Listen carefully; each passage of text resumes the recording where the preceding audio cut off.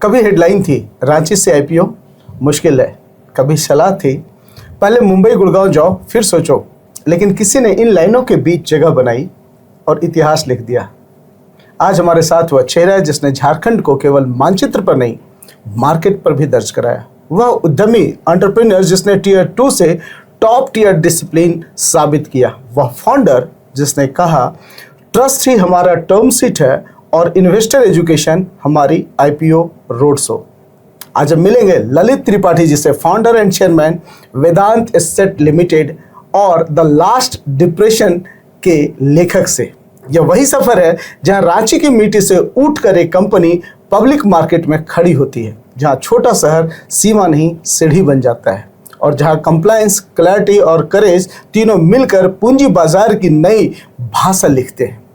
ललित जी की कहानी सिर्फ बैलेंस शीट नहीं, बैलेंस ऑफ माइंड की भी कहानी है। जिनकी किताब लास्ट डिप्रेशन उद्यमी की उसी रात की दास्तान है जब कर्ज, चुनौती, अस्वीकार और संदेह सब कुछ एक साथ दहलीज पर खड़े होते हैं और फिर सुबह होती है आशा, अनुशासन और एकाग्रता की। यहीं से निकलता है वह साहस जो कहती है फाइनेंस में नंबर चलते हैं।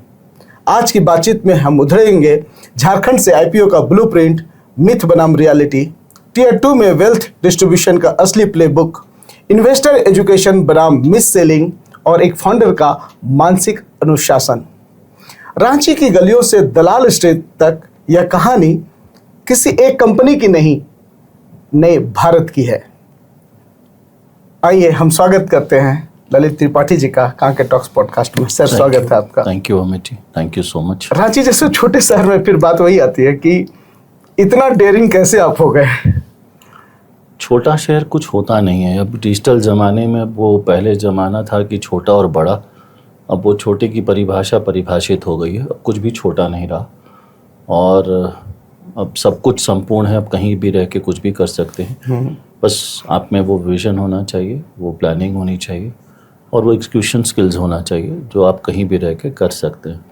तो मुझे नहीं लगता कि अब कुछ छोटा करके कोई है, कोई छोटा शहर, या जिस ग्लोबल ज़माने में हम रह रहे हैं और जिस टेक्नोलॉजी की ड्रिवन वर्ल्ड में हम हैं, वहाँ अब छोटा कुछ भी नहीं बचा। बस हिम्मत की ज़रूरत है, विश्वास की ज़रूरत है और एक संयम से काम करने की ज़रूरत है।